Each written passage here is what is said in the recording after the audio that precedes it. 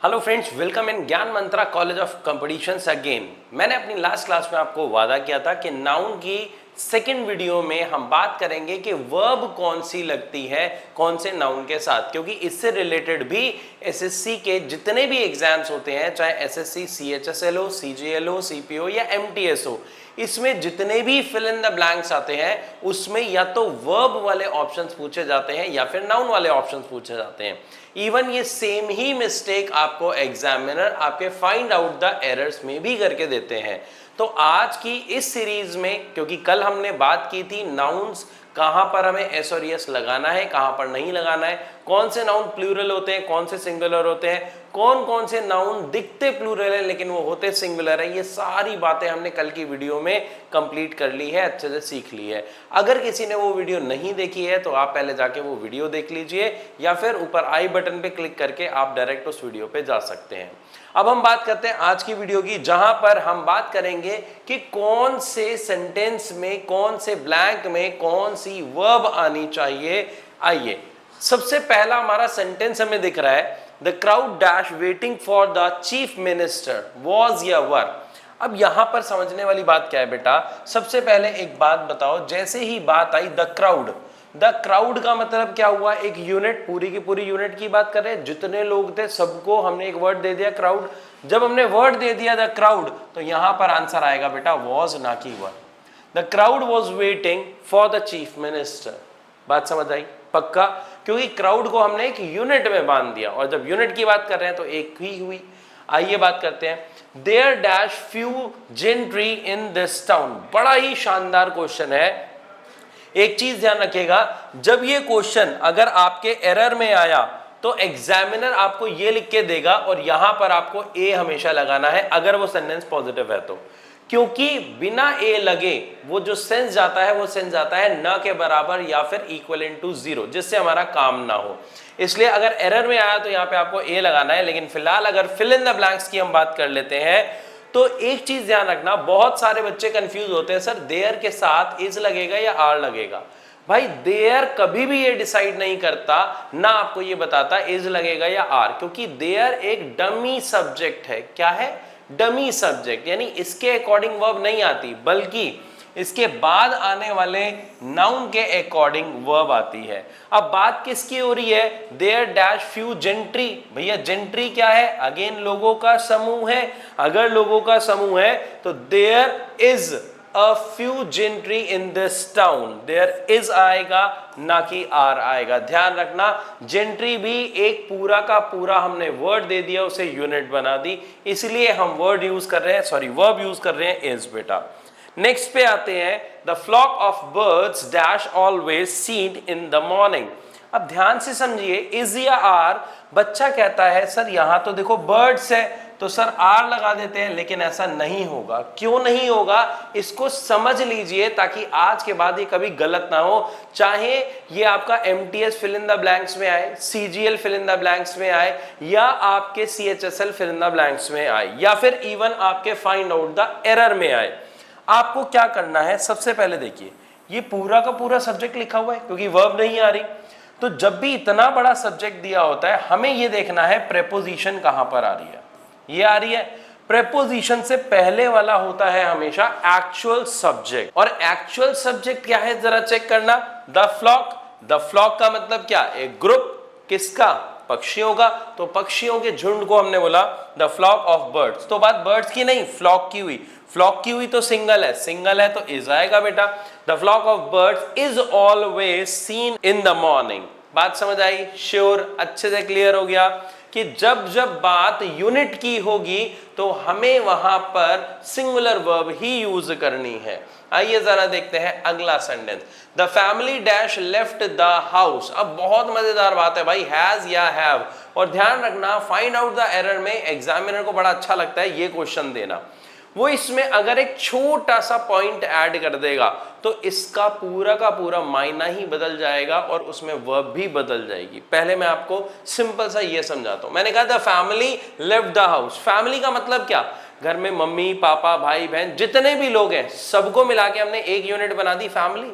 जब एक यूनिट बना दी तो फैमिली हैज, ये तो जनरल है, ये तो सबका ठीक हो गया होगा। लेकिन अगर मैं यहां पर इस सेंटेंस के आगे जोड़ देता हूं, the family dash left the house only my brother is there. मैंने कहा भाई पूरी फैमिली ने तो वो जो है ना जगह छोड़ दिया, घर छोड़ दिया, वो बोला, लेकिन मेरा भाई अभी भी वहीं पे ही है क्योंकि उसके एग्जाम चल रहे हैं। तो फैमिली क्या था? सारे लोगों को मिला के था ना। जब भी फैमिली में सारे लोग एक साथ ना होके कोई एक भी अलग हो गया तो इट मींस अब फैमिली जो है वो डिवाइड हो गई। जैसे ही डिवाइड हो गई बेटा तो वहां पर सिंगुलर वर्ब नहीं आएगी बल्कि प्लूरल वर्ब आएगी। मतलब आंसर आ जाएगा हैव, अगर आगे मैंने ये दे रखा है कि माई ब्रदर इज देयर या my brother has not left. क्या मेरी ये बात समझ आई? श्योर हो? मैं दोबारा समझा देता हूं। जब भी सारे लोग मिलके एक साथ किसी भी चीज पे सहमत हैं या कार्य करते हैं तो वो फैमिली है, वहां पे इज आएगा। लेकिन जैसे ही वहां पर डिवाइड हो जाते हैं, कुछ लोगों ने कहा हाँ वो काम कर रहे हैं, कुछ ने कहा नहीं कर रहे, यानी उनकी सहमति नहीं है, तो वहां पर फैमिली डिवाइड हो जाएगी और वहां पर वर्ब हमेशा प्लूरल आएगी। पक्का? श्योर हो? चलिए फिर आगे बढ़ लेते हैं। अगर अब हम इसके आगे बढ़ते हैं तो फिलहाल के लिए अगर ये क्वेश्चन था तो आंसर ये था बेटा, ठीक है। All the members of the family, again बात किसकी की हमने? All the members of the family dash left, क्या हैज लेफ्ट या हैव लेफ्ट? अब बता दो भाई, अब तो आसान है। ऑल द मेंबर्स की जैसे ही उसने बात कर दी तो बहुत सारे हो गए, अगर बहुत सारे हो गए तो हैव आएगा, फिर हैज आ ही नहीं सकता क्योंकि वो बता रहा है सारे के सारे मेंबर्स। नेक्स्ट पे आते हैं, there dash a class of students here. बताओ भाई, देयर के अकॉर्डिंग तो इज आर नहीं आता, ये तो मैंने समझा दिया। किसके अकॉर्डिंग आता है? उसके बाद वाले नाउन के अकॉर्डिंग। नाउन क्या है? A class. अगर अ क्लास है so there is a class, क्योंकि सिंगल क्लास है, अ क्लास बोल दिया। पक्का है? श्योर हो? तो नाउन के अकॉर्डिंग वर्ब कैसे चेंज होती है आज हम ये सीख रहे हैं बेटा। सेंटेंस नंबर 7 आपके सामने है, the people in the crowd dash pushing one another. भाई एक बात देखो, क्या है द पीपल? पीपल का मतलब क्या? एक आदमी या बहुत सारे आदमी? बहुत सारे आदमी, बहुत सारे लोग, उसको पीपल कहते हैं। अगर कहते हैं तो ये प्लूरल है। अगर ये प्लूरल है तो पीपल इन द क्राउड, यहां पर आ गई क्या? प्रेपोजिशन। अगर प्रेपोजिशन आ गई तो प्रेपोजिशन से पहले वाला एक्चुअल सब्जेक्ट है। अगर पीपल एक्चुअल सब्जेक्ट है तो पीपल के साथ इज या आर, मिल गया ना आंसर। पीपल के साथ वॉज या वर, मिल गया ना आंसर, क्योंकि प्लूरल है तो प्लूरल वर्ब आएगी। अब बताओ वॉज या वर? अरे 100% वर भाई, वॉज आ ही नहीं सकता ना। क्यों? क्योंकि पीपल की बात हो रही है। अच्छा एक चीज और ध्यान रखना, ये क्या लिखा है? One another. बच्चे ध्यान नहीं देते हैं। वन अनदर का मतलब होता है जब दो से ज्यादा लोगों के बीच की बात हो रही होती है, लेकिन अगर दो के बीच की बात होती है तो वहां पर हमेशा ईच अदर लगाया जाता है। For example, we respect each other, तो वी में हम दो की बात कर रहे थे, लेकिन मैंने कहा there are 4 brothers and they all respect each other नहीं हो सकता। क्या होगा बेटा? One another. बात क्लियर है? क्योंकि जैसे ही दो से ज्यादा की बात की होगी तो बेटा वहां पे वन अनदर आएगा, ना कि ईच अदर। चलिए वापस आते हैं। Sentence number 8, the committee dash divided in its opinion. बहुत ही शानदार क्वेश्चन है भाई, यहाँ पे ध्यान से देखिए। द कमिटी, कमिटी क्या हुआ? हमने एक ग्रुप बांध दिया। किसका ग्रुप भाई? Same level of people. Committee क्या होती है? जजों का एक ग्रुप हो गया, ज्यूरी भी जिसे हम कहते हैं, या कमिटी में सेम लेवल ऑफ मेंबर हो गए। ठीक है जी, अगर सेम लेवल ऑफ मेंबर हो गए तो उनका ग्रुप हो गया। ग्रुप हो गया तो सिंगुलर हो गया, तो सिंगुलर के साथ क्या आना चाहिए? द कमिटी इज या आर? इज आना चाहिए। द कमिटी वॉज या वर? वॉज आना चाहिए। द कमिटी हैज या हैव? हैज आना चाहिए। यहां तक क्लियर है। लेकिन हाउस वाला एग्जाम्पल दिया था ना, जब फैमिली वाला एग्जाम्पल दिया था, उसी तरीके से अगर कमिटी अपने किसी भी डिसीजन में टूट गई है, 4 बंदे कह रहे हैं नहीं जी इस बंदे ने गलती की है, 2 बंदे कह रहे हैं नहीं जी इसने गलती नहीं की है, तो अगर उनका डिसीजन अलग अलग है, इट मींस जो कमिटी थी वो डिवाइड हो गई है। डिवाइड होते ही वो 2 भागों में बट गई, 2 भागों में बटते ही वो प्लूरल हो गई। अगर वो प्लूरल हो गई तो द कमिटी डैश डिवाइडेड, भाई डिवाइडेड हो गई ना। अगर डिवाइड हो गई तो इज नहीं हो सकता, आंसर आर होगा। The committee are divided in its opinion होगा बेटा, ध्यान रखिएगा। क्लियर है? पक्का? चलिए आगे बढ़ते हैं। The tidings the tidings dash false. बताओ भाई इज या आर? अच्छा बहुत सारे ना बच्चे कहते हैं सर इसका मतलब क्या है ये बता दो। अरे भाई मतलब जान के आप क्या करोगे? आप ट्रांसलेशन करोगे। मैंने आपको हर क्लास में एक बात समझाई है, ट्रांसलेशन करते ही आप सेंस गलत बना दोगे ना।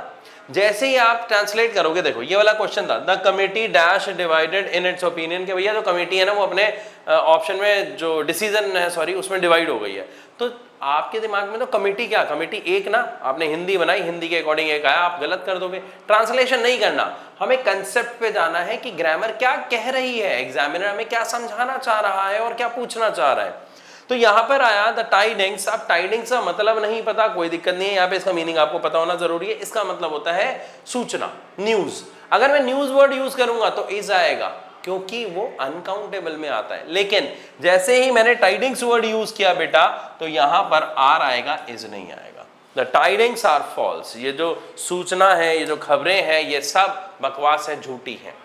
10th क्वेश्चन पे आते हैं भाई, शानदार क्वेश्चन है। The odds dash against us, बताओ क्या, इज या आर? अरे सिंपल सी बात है भाई, द ऑड्स मतलब जो चीजें हैं, जो पॉइंट्स हैं, वो सारे के सारे हमारे खिलाफ हैं, तो आंसर इज नहीं आएगा, ऑड्स आर अगेंस्ट अस आएगा। नेक्स्ट पे आते हैं, the gallows dash just been erected. अब इसका मतलब क्या हुआ भाई?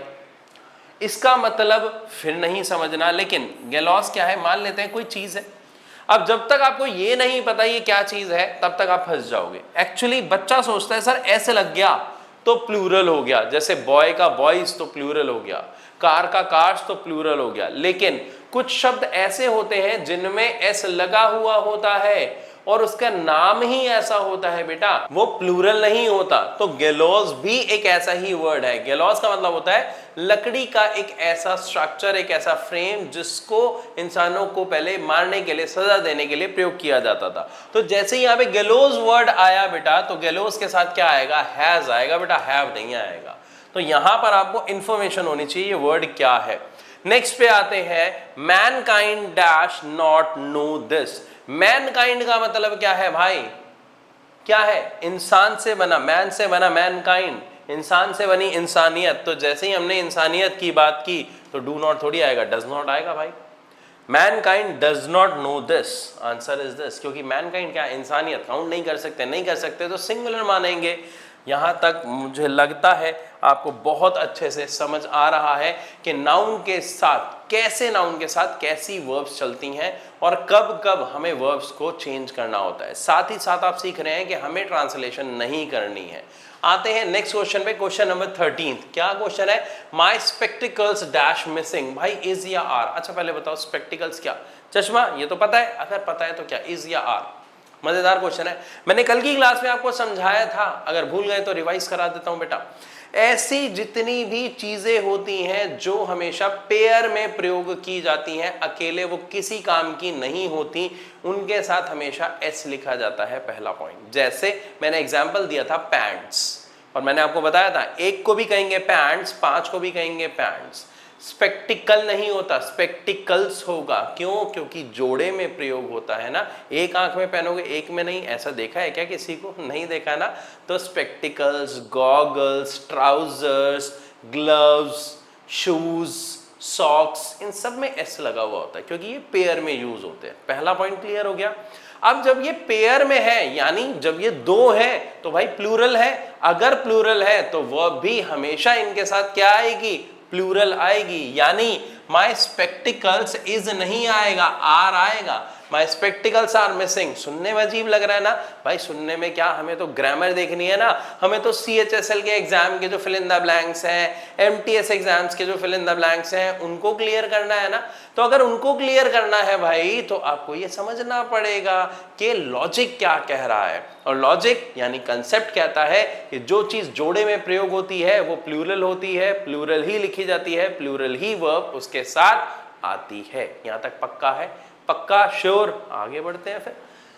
Sentence number 14। हाँ भाई, क्या लिखा है? Measles, measles dash an infectious disease. अब फिर देखो यहाँ पे एस आ गया। अब एस को लिखा हुआ समझ के ये मत सोचिएगा कि ये जो है प्लूरल है। भाई ये एक बीमारी का नाम है। अच्छा एक बात बताओ, आपने सुना है डायबिटीज? इसका मतलब क्या 2 3 4 5? नहीं भाई, वो एक बीमारी है। डायबिटीज एक समस्या है, प्रॉब्लम है। बात समझ आ रही है? श्योर हो? तो इस तरीके से किसी भी बीमारी का अगर नाम लिखा हो, कल को पाइल्स लिखा हो तो आर लगाओगे क्या? नहीं भाई, इज लगेगा। तो ऐसी बीमारी चाहे एंड में एस लिखा हो कोई फर्क नहीं पड़ता, मीजल्स इज आएगा ना कि आर आएगा, क्योंकि ये एक समस्या है, एक बीमारी है। Got the point? श्योर हो? आओ सेंटेंस नंबर 15 करके दिखाओ फिर। The second innings dash not yet over. हाँ भाई, मैच के दीवानों, जो क्रिकेट खेलते हो, क्रिकेट के दीवानों, बताओ जरा इनिंग्स क्या होती है क्या? बोले ओवर्स? अरे यार क्या कर रहे हो, क्या कर रहे हो? स्टार्टिंग में ही तो बोलते हैं फर्स्ट इनिंग्स। हाँ बोलते हैं, नहीं बोलते? अच्छा एक बात बताओ, इनिंग होता है या इनिंग्स होता है? ये क्वेश्चन एसएससी के फेवरेट क्वेश्चंस में देखा गया। नाउन से जुड़ा जब क्वेश्चन आता है तो ऐसे फाइंड आउट द एरर्स आपके एग्जाम में आते हैं। एग्जामिनर लिख के देता है द फर्स्ट इनिंग, जबकि इनिंग कोई वर्ड ही नहीं होता, इनिंग्स वर्ड होता है, ये ध्यान रखिएगा। चलिए, अब जैसे ही आपने यहां पर इनिंग्स पढ़ा तो यहां पर ध्यान रखिएगा, the second innings not yet over. Inning कहते हैं एक पूरी की पूरी पारी को, यानी टोटल ओवर्स मिला के जो बना एक यूनिट, उस यूनिट को कहा जाएगा इनिंग्स। अगर यूनिट है तो यानी सिंगुलर है। The second innings is not yet over. बोलो मजा आया? आपका आंसर भी इज था या नहीं? सच बताना, अगर था तो गुड, नहीं था तो अब ध्यान दे लेना भाई, ये क्वेश्चन बहुत इंपॉर्टेंट है। क्वेश्चन नंबर 16 पे आते हैं बेटा, क्या लिखा है? The members of the committee dash quarrelling among themself. बताओ क्या? अरे कमिटी आपस में लड़ाई कर रही है, आपस में लड़ाई कर रही है तो दो ग्रुप में टूट गई ना। अगर दो ग्रुप में टूट गई तो इज या आर? बिल्कुल सही आंसर है आपका आर। आप समझ आ रहा है ना? देखो कि कमिटी जब एक साथ है तो इज है भाई, एक साथ नहीं है तो आर है, यहां पे एक साथ नहीं है। सेंटेंस क्या बना नेक्स्ट भाई? 17th, a large number of people dash waiting for prime minister. Okay, a large number of क्या? पीपल ना। अगर पीपल है तो भाई वर आएगा, वॉज थोड़ी आ जाएगा। अरे वर आएगा भाई, बहुत सारे लोगों की बात हो रही है, पक्का, श्योर, इजी था। Sentence number 18th, your scissors dash not very sharp. Okay, अब ये बताओ भाई सीजर्स क्या होता है? अरे सर कैंचियां। ओ वेट वेट वेट, कैंचियां नहीं, एक को भी सीजर्स ही कहा जाएगा, एक से ज्यादा को भी सीजर्स ही कहा जाएगा, ध्यान रखिएगा। बहुत सारे लोग कहते हैं गिव मी सीजर और बहुत इंग्लिश शो ऑफ करते हो। Come on, don't show it of, क्योंकि सीजर वर्ड ही गलत है। तो आज के बाद अगर कोई आपके सामने सीजर बोले वहीं रोक देना, बता देना भाई सीजर नहीं होता, क्या होता है? सीजर्स। क्यों? क्योंकि पेयर में यूज होता है, एक कैंची नहीं होती। तो जो चीज पेयर में यूज होता है वो प्लूरल होता है, वर्ब भी प्लूरल आती है। तो बताओ क्या आएगा? योर सीजर्स आर, नॉट की इज।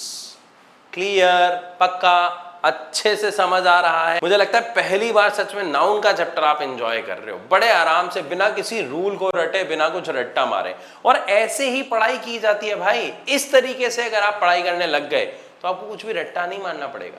सब कुछ सुनोगे, पढ़ोगे, रिपीट करोगे, सारा कुछ दिमाग में फिक्स हो जाएगा। जाके पेपर दोगे और आप कहोगे पेपर तो आसान था, मैं तो सारा कराया। क्यों? क्योंकि कंसेप्ट क्लियर हो जाएंगे ना बेटा। बच्चा कहता है कौन कौन से रूल याद करूं, नहीं करना। बच्चा कहता है ट्रांसलेट करूं, अरे नहीं करना भाई ट्रांसलेट, सिर्फ कंसेप्ट पता होने चाहिए। लो सेंटेंस नंबर 19 आपके सामने है भाई। The children's feet injured. बताओ वॉज या वर?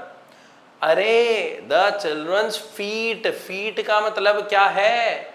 फीट यानी फुट का प्लूरल है। फुट होता है पैर, एक पैर। फीट यानी दोनों पैर, उसको फुट्स नहीं कहते। अगर वो प्लूरल हुआ तो प्लूरल के साथ क्या आएगा बेटा? वर आएगा, वर आएगा। The children's feet were injured. पक्का है? क्योंकि दोनों पैरों की बात कर रहा है वो। आगे बात करते हैं। 20th क्वेश्चन, द वीमेन, इसको वीमेन पढ़ते हैं, ध्यान रखिएगा। वुमेन एक होती है, वीमेन बहुत सारी होती हैं, औरतें। The women dash do, sorry, the women dash to do their work. बताओ क्या? गो या गोज? कॉमन सेंस है। अगर ये प्लूरल है तो वर्ब भी प्लूरल आएगी, यानी ये तो सिंगुलर वर्ब होती है, सॉरी यस वाली। So the women go to their work, that's it. Next पे आते हैं भाई, शानदार क्वेश्चन। Foxes dash tales. बताओ क्या? अरे बताओ क्या? मजाक वाला क्वेश्चन है यार। फॉक्सेस हैव टेल्स, हैज थोड़ी आ सकता है, बहुत सारों की बात हो रही है, सिंपल सा है। अगर यहां तक क्लियर हुआ तो अगला, ये शानदार क्वेश्चन है भाई। तीनों ही क्वेश्चन बहुत ज्यादा इंपॉर्टेंट है आपके किसी भी कंपेटिटिव एग्जाम के पॉइंट ऑफ व्यू से। आओ बात करते हैं 50 शीप। अब बच्चा कहेगा सर 50 है तो यहाँ पे शीप से लगा दो ना। भाई हम क्या कहेंगे 1 पेन तो 2 पेन या पेन्स, पेन्स। 1 बॉय तो 10 बॉय या बॉयज, 10 बॉयज। तो 1 शीप और 50 शीप्स ना, इसीलिए कहा था इंपॉर्टेंट है। मैंने नाउन की जो फर्स्ट वीडियो है उसमें आपको क्लियर किया था, शीप, डियर ऐसे वर्ड हैं जो सिंगुलर में भी ऐसे ही लिखे जाएंगे, प्लूरल में भी ऐसे ही लिखे जाएंगे। इनके साथ कभी भी एस या ईएस का प्रयोग नहीं होता, ना ही इनको प्लूरल बनाने के लिए। ये सिंगुलर में भी ऐसे ही लिखे जाते हैं, प्लूरल में भी ऐसे ही लिखे जाते हैं। नाउन के चैप्टर का ये बहुत इंपॉर्टेंट पॉइंट है। अब उसने बोला 50 शीप, यानी वो बात कर रहा है प्लूरल की। अगर वो प्लूरल की बात कर रहा है तो वॉज थोड़ी आएगा, वर आएगा, वॉज थोड़ी आएगा, वर आएगा। सेम यहां पे देखिए जरा, this deer dash beautiful horns. अब एक बात बताओ, वो डियर भी कह रहा है, दिस भी कह रहा है। दिस किसके लिए यूज होता है? सिंगुलर के लिए। दीज यूज होता है प्लूरल के लिए। तो डियर वर्ड भी तो सेम ऐसा ही है कि वो सिंगुलर में भी डियर रहेगा, प्लूरल में भी, लेकिन दिस बता रहा है कि वो सिंगुलर की बात कर रहा है। तो जैसे ही उसने सिंगुलर की बात की तो यहाँ पे क्या आएगा भाई? हैव थोड़ी आएगा, हैज आएगा। This deer has beautiful horns. बोलो समझ आया? अरे 100% आया भाई। ललित सर की क्लास ले रहे हो, वीडियो अच्छी लग रही है तो लाइक कर देना भाई। बार बार अब कहूंगा फिर भी लाइक नहीं करोगे, मजा नहीं आएगा दोस्त। एक चीज और यार, इस वीडियो को अपने फ्रेंड्स के साथ जरूर शेयर करना, क्योंकि मैं चाहता हूं हमारे देश का जो बच्चा है ना, देखो पेपर आपकी प्रायोरिटी है, लेकिन मेरी प्रायोरिटी है कि इंग्लिश का डर खत्म हो जाए। आप कुछ भी कर रहे हो, कोई भी एग्जाम की तैयारी कर रहे हो, कोई भी कोर्स कर रहे हो, इवन कोई भी बुक पढ़ रहे हो, आपको हर एक चीज समझ आनी चाहिए कि ये ऐसा क्यों लिखा है। इंग्लिश का डर 100% खत्म, बिना रटे, बिना ट्रांसलेशन के। इसलिए एक रिक्वेस्ट है भाई, इस वीडियो को ज्यादा से ज्यादा अपने फ्रेंड्स के साथ, अपने फैमिली ग्रुप में शेयर जरूर करिएगा, ठीक है। चलिए आगे बढ़ते हैं। Fish dash in water. एक चीज ध्यान रखिएगा, मैंने कल ये बताया था, जब हम अलग अलग टाइप की फिश की बात करेंगे तो ही फिशेस लिखा जाएगा, वरना जनरली फिश लिखा जाता है। तो अगर हम यहाँ पे बात करते हैं फिश डैश इन वाटर, तो क्या ये कौन सी वर्ब है? ये प्लूरल है। जब वर्ब में यानी क्रिया में, जैसे गो का गोज, टेल का टेल्स, राइट का राइट्स हो जाए, तो जो एस और एस वाली वर्ब होती है वो सिंगुलर होती है, और जो विदाउट एस और एस होती है वो प्लूरल होती है। यहाँ पे बात किसकी हुई? फिश।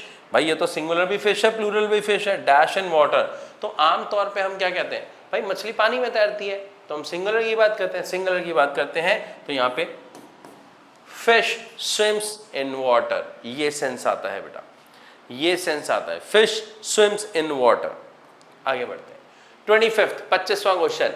मेरी ये जो सीरीज है बेटा, इस सीरीज में मैं 50 ब्लैंक्स लेके आता हूं आपके पास हर चैप्टर से जुड़े। जैसे मैंने अपनी फर्स्ट वीडियो में आपको टेंसेस से जुड़े पॉइंट्स क्लियर कराए, बिना किसी चीज के रट्टे लगवाए, कि टेंसेस के ब्लैंक्स को आप कैसे फिल कर सकते हो। इवन अगर टेंसेस के एरर्स आते हैं तो आप उन एरर्स को भी कैसे फाइंड आउट कर सकते हो। तो पहली वीडियो टेंसेस की है, ऊपर आई बटन पे आ रहा होगा, आप वहां पे क्लिक करके देख सकते हैं।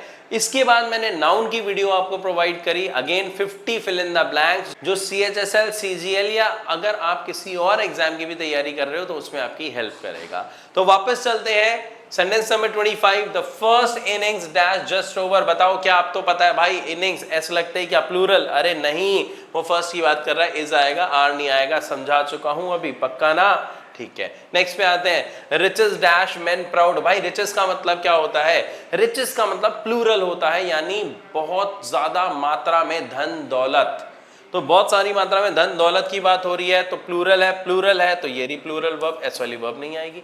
Riches make men proud. Next, these poultry dash mine. भाई दीज उसने पहले ही बोल दिया, पोल्ट्री उसने बोल दिया। पोल्ट्री का मतलब क्या होता है पता है? कैवेलरी, इन्फेंट्री, पोल्ट्री क्या होता है? ये सारे के सारे ही प्लूरल शब्द होते हैं, लेकिन ये वर्ड जो है ये दिखने में सिंगुलर दिखाई देते हैं। इन्फेंट्री का मतलब होता है पैदल चलने वाले सैनिकों का ग्रुप, इन्फेंट्री। कैवेलरी क्या होता है? घुड़सवार सैनिकों का ग्रुप। पोल्ट्री का मतलब क्या होता है? जहां पर मुर्गी पालन वगैरह किया जाता है उनका ग्रुप। तो यहां पर अगर ये प्लूरल है तो भाई क्या होगा? इस थोड़ी होगा, आर होगा। These poultry, these poultry are mine. ठीक है भाई। नेक्स्ट पे आते हैं 28, चेक कीजिए फटाफट। दीज वर्मिन डैश डिसीज, क्या भाई, स्प्रेड या स्प्रेड्स। एक बात बताओ, वर्मिन क्या, वर्मिन का मतलब होता है कीड़े मकोड़ों का झुंड, कीड़े मकोड़ों का ग्रुप। तो सिंगुलर या प्लूरल, प्लूरल। ये वर्मिन भी कैवेलरी, पोल्ट्री, इन्फेंट्री के ग्रुप का ही शब्द है। अगर शब्द है तो ये प्लूरल है, प्लूरल है तो वर्ब कैसे आएगी, प्लूरल, विदाउट एस वाली प्लूरल वर्ब होती है। आंसर स्प्रेड है, स्प्रेड्स नहीं है। अगर ये क्लियर है तो ये बताओ, ये तो पढ़ लिया आपने जेंट्री वर्ड भाई, the gentry dash people of good social position, बताओ क्या, the gentry dash people of good social position is या आर, भाई सिंपल सी बात है, ग्रुप में बांध दिया ना, द जेंट्री इज। चलो भाई फटाफट नेक्स्ट क्वेश्चन पे चलते हैं। Question number 31, physics dash my favourite subject, बताओ इज या आर। मजेदार है, बड़ा आसान है ये, आपको भी पता है फिजिक्स इज, ऐसे लगने से ये प्लूरल तो नहीं होगा, तो आंसर यहां पर क्या आएगा, physics is my favourite subject. यहां तक क्लियर। लेकिन ध्यान रखिएगा, इसका एक सबसे इंपॉर्टेंट पॉइंट है बेटा, अगर यहां पर फिजिक्स से पहले मैं कोई भी पॉजिटिव प्रोनाउन लगा दूं, यानी मैं कह सकता हूं my physics, your physics, their physics, our physics, his physics, her physics, अगर मैं my, your, their, our, his, her में से कोई वर्ड लगाऊं, या फिर अगर मैं यहां पर द लगा दूं, ध्यान रखिएगा, तो ये जो फिजिक्स है ये प्लूरल बन जाएगा और यहां पे आंसर आएगा आर। बहुत इंपॉर्टेंट पॉइंट है, दोबारा ध्यान से समझिएगा।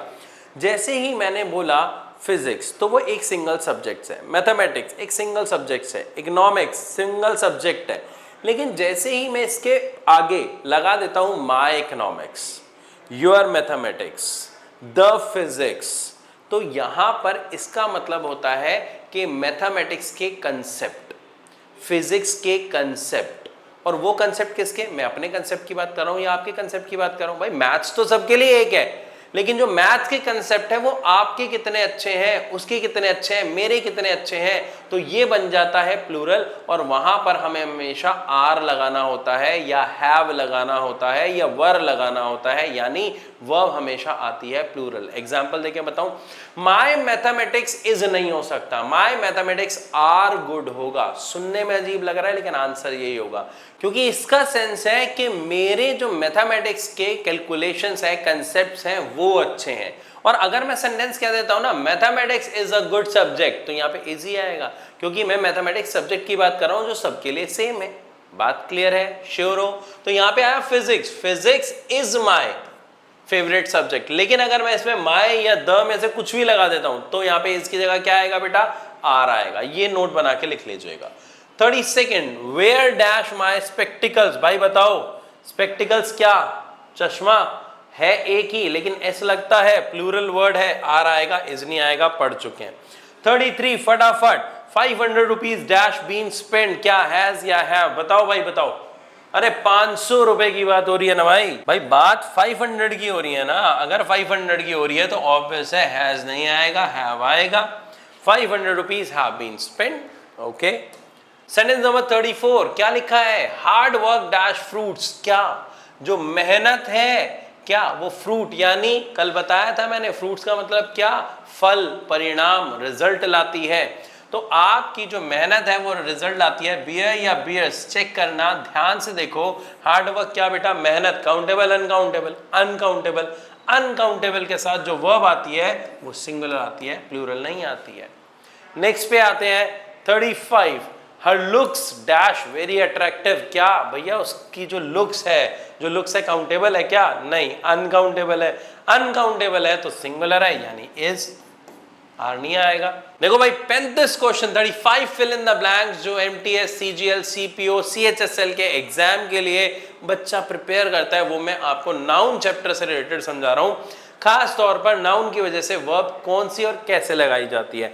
35 क्वेश्चन कर चुके हैं। 36 सेंटेंस देखते हैं, the view of the Alps dash us spiritual pleasure, बताओ भाई बताओ क्या, प्रेपोजिशन आ गई, अगर प्रेपोजिशन आ गई तो प्रेपोजिशन से पहले वाला जो मेन जो सब्जेक्ट है वही एक्चुअल सब्जेक्ट होगा। एक्चुअल सब्जेक्ट मैंने कहा द व्यू, यानी द व्यू का मतलब है उसका नजारा, नजारा है अनकाउंटेबल, अनकाउंटेबल है तो क्या आएगा भाई, सिंगुलर वर्ब गिव्स, गिव नहीं आएगा। 100% क्लियर। चलो भाई यहां तक अच्छे से क्लियर हो रहा है। अगले क्वेश्चन पे बढ़ते हैं, क्वेश्चन नंबर 37, डायबिटीज, अभी बताया था थोड़ी देर पहले, बीमारी का नाम है, बीमारी का नाम है सिंगुलर प्लूरल, सिंगुलर है। तो diabetes dash not serious as cancer, क्या इज भाई, आर आ ही नहीं सकता। Next, politics dash a vital role in village life, क्या भाई पॉलिटिक्स है, एस लगने से प्लूरल थोड़ी हो गया, ये तो एक सब्जेक्ट या एक चीज का नाम है, एक है तो प्ले नहीं हो सकता। बताया था मैंने वर्ब के साथ एस और एस लगने से वो सिंगुलर होती है। तो फटाफट देखो 39, योर 5 and 6 डैश अलाइक, बताओ क्या भाई, एंड आ गया ना, एंड से तो दो नाउन जुड़ते हैं, अगर दो नाउन जुड़ते हैं तो बात प्लूरल की हो गई, प्लूरल हो गई तो भाई वर्ब प्लूरल लगेगी, सिंगुलर थोड़ी लगेगी। अरे बोलो मजेदार है, अच्छे से समझ आ रहा है या नहीं आ रहा भाई? एंड से दो नाउन जुड़ रहे हैं और जब दो नाउन जुड़ते हैं तो प्लूरल हो गए ना भाई, प्लूरल होते ही प्लूरल वर्ब आएगी। आओ जरा अगले सेंटेंस पे चलते हैं। क्वेश्चन नंबर 40 भाई ध्यान से देखो क्या क्वेश्चन कह रहा है, my own criterion of success dash the ability to work hard is या आर। आओ जरा समझते हैं। ये रही प्रेपोजिशन, प्रेपोजिशन से पहले वाला होता है एक्चुअल सब्जेक्ट, तो बात इसकी हो रही है, सक्सेस की नहीं हो रही। अब ये जो क्राइटेरियन है, मैंने कल की क्लास में आपको बताया था, ऐसे जितने भी नाउन होते हैं जो ए से एंड होते हैं, डेटा, क्राइटेरिया, ये सारे प्लूरल होते हैं, और जो वर्ड ओ एन से एंड होते हैं वो हमेशा सिंगुलर होते हैं। अगर यहां तक क्लियर है तो ये देखो क्राइटेरियन, अगर क्राइटेरियन है सिंगुलर है तो इज आएगा, आर आ ही नहीं सकता। क्लियर, पक्का, मजा आ रहा है? तो सिंपल सिंपल सी चीजें ध्यान रखनी है भाई कि कौन सा नाउन सिंगुलर है कौन सा प्लूरल है, दिखने पे नहीं जाना। नेक्स्ट पे आते हैं, व्हाट डैश द क्राइटेरिया। देखो क्राइटेरिया आ गया, अगर क्राइटेरिया आ गया तो अभी बताया था ए वाले वर्ड प्लूरल है, प्लूरल है तो क्या आएगा, आर आएगा। गलत है, इस मिल गया आंसर सेकेंड्स में। हिज फर्नीचर डैश रिपेयरिंग, हाँ भाई फर्नीचर सिंगुलर है प्लूरल है ये तो बता दो यार, ये मैंने तुम्हें बताया था कि यूनिट वाले वर्ड्स याद आ रहा है, फर्नीचर, ज्वेलरी, पोएट्री, तो ये ग्रुप है। तो इन ग्रुप में क्या होता है, एक यूनिट होती है, अगर यूनिट होती है तो हम इसको क्या मानते हैं, सिंगुलर, ये कभी प्लूरल नहीं होता, चाहे उसके आगे पीछे कुछ भी दे रखा हो। अगर ये प्लूरल वर्ड है, नहीं ये तो सिंगुलर वर्ड है, सिंगुलर वर्ड होने की वजह से वर्ब भी सिंगुलर आएगी, प्लूरल नहीं आएगी। Needs, his furniture needs repairing, बेटा क्वेश्चन ये बनेगा।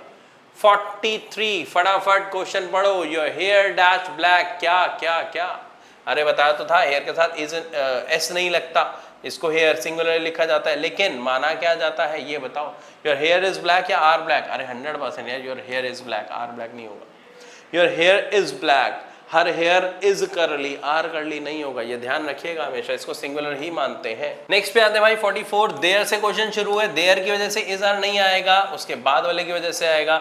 सो there dash two ends in the word noun, भाई जैसे उसने टू कह दिया, टू की वजह से आर आएगा, इज नहीं आएगा, तो देयर आर टू एंड्स। बोलो समझ आ रहा है? देयर की वजह से वर्ब नहीं आती है, देयर के बाद जो नाउन आता है उसकी वजह से वर्ब आती है, बेटा ये ध्यान रखिएगा। नेक्स्ट 45 पे आते हैं, बताओ क्या आएगा इसका आंसर। हाँ भाई, जैसे ही हमने सेंटेंस पढ़ा, the Canterbury Tales dash a book, ये क्या है भाई, ये टेल्स की वजह से प्लूरल मत समझना, ये एक किताब का नाम है। जैसे ही किताब का नाम आपको समझ आया तो भाई किताब क्या, अ बुक ना, एक बुक है, अगर एक है तो इज आएगा बेटा, आर नहीं आएगा, ध्यान रखना।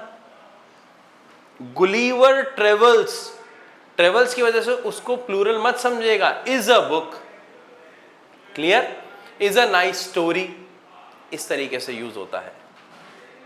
नेक्स्ट देखिए 46, हिज मीन्स डैश स्मॉल, बताओ क्या, हिज मीन्स का मतलब क्या, मतलब है, अच्छा पक्का, जरा ध्यान से समझो, और कुछ नहीं हो सकता क्या? तो हाँ जी, मीन्स का मतलब क्या हुआ, अब यहां पर आपको मीन्स का मतलब समझना चाहिए। देखो सबसे पहले एक मीन्स का मतलब होता है जरिया, जिसके जरिए आप कुछ काम करते हो, और एक मीन्स का मतलब होता है आपकी पूरी की पूरी संपत्ति, जो प्लूरल वर्ड में यूज होता है। तो यहाँ पे कह रहा है हिज मीन्स डैश स्मॉल, अब यहाँ पे किसी काम को करने का तरीका वगैरह के सेंस में तो यूज नहीं हो रहा, तो अगर नहीं हो रहा बेटा तो ये मीन्स का मतलब जो उसकी पूरी की पूरी संपत्ति है उस सेंस में यूज हो रहा है, और वहां पर हमेशा आर आता है, इज नहीं आता। ये भी क्लियर हो गया। तो 47 पे आते हैं, a pair of birds dash flying, बताओ क्या भाई, बर्ड्स की बात हो रही है क्या? नहीं, उससे पहले देखो क्या, अ पेयर, अगर अ पेयर है सिंगुलर है तो सिंगुलर के साथ वॉज आता है बेटा, ना कि वर आता है। अच्छे से नाउन समझ आ रहा है इस बार आपको, देख लो। नेक्स्ट पे आते हैं फटाफट, 50 क्वेश्चन खत्म होने वाले हैं। 48 पढ़ो। हंड्रेड्स ऑफ क्या townsmen and thousands of villagers dash assembled in the field. भैया ये क्या आ गया? एंड से ये भी जुड़ गए, ये भी जुड़ गए। अगर जुड़ गए तो सिंगुलर हुआ, प्लूरल हुआ। मेरे हिसाब से तो बड़े आराम से आपको ये समझ आ रहा है कि प्लूरल हो गया। अगर प्लूरल हो गया तो यहां पर वर आएगा, ना कि वॉज आएगा। क्लियर है? अरे बोलो क्लियर है ना? सेकंड्स में आंसर निकल रहा है भाई, कुछ भी रट्टा नहीं मारना, ना कोई ट्रांसलेट करना, ना कोई आपको उसकी हिंदी सोचने की जरूरत है। सिंपल सिंपल से लॉजिक है। एंड से अगर दो नाउन जुड़ रहे हैं तो वो प्लूरल बना रहे हैं भाई, प्लूरल बना रहे हैं, वह प्लूरल लगाओ। नेक्स्ट बताओ भाई, गुड न्यूज, एस की वजह से प्लूरल मत समझना। न्यूज अनकाउंटेबल होती है, अनकाउंटेबल होती है तो सिंगुलर होती है।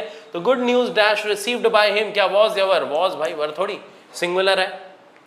आखिरी और 50वें फिल इन द ब्लैंक्स पे आते हैं बेटा। सच फिनोमिना, अरे लो, such phenomena dash seen on the Red Sea is या आर? 100% आर इज नहीं आ सकता।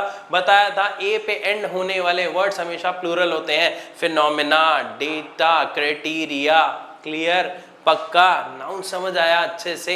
अगर और अच्छे से समझना चाहते हो और 2026 में सरकारी नौकरी गारंटी से लेना चाहते हो तो आज ही अभी के अभी नीचे दिए गए नंबर पर कॉल करिए और ज्ञान मंत्रा का स्पेशल बैच ज्वाइन करिए। रीजन बता देता हूं, स्पेशल बैच की खासियत क्या है। या तो आपको नौकरी दिलवाएंगे और अगर आपको नौकरी ना दिलवा पाए तो आपकी पूरी की पूरी फीस लौटाएंगे। ये वादा सिर्फ और सिर्फ भारत का एक ही इंस्टीट्यूट है, ज्ञान मंत्रा, जो आपको करता है। So what are you waiting for? अगर आपको गारंटी से सरकारी नौकरी लेनी है तो आज ही ज्वाइन करिए ज्ञान मंत्रा के स्पेशल बैच को, क्योंकि हम आपको यहाँ पढ़ाएंगे, सिखाएंगे, प्रैक्टिस कराएंगे, डाउट सेशन क्लियर कराएंगे और इवन इन सब के बाद लगातार डेली बेसिस पे टेस्ट लेंगे ताकि 1 साल से पहले आप सरकारी नौकरी ले पाए। इसी के साथ मैं आपसे चलने की इजाजत चाहूंगा। मिलूंगा अपनी अगली वीडियो में एक और नए टॉपिक के 50 फिल इन द ब्लैंक्स के साथ, जो आपके सीजीएल, सीपीओ, सीएचएसएल या कंपैरेटिव जितने भी एग्जाम्स हैं उन सब में हेल्प करेंगे। वीडियो अच्छी लगी तो लाइक जरूर करिएगा।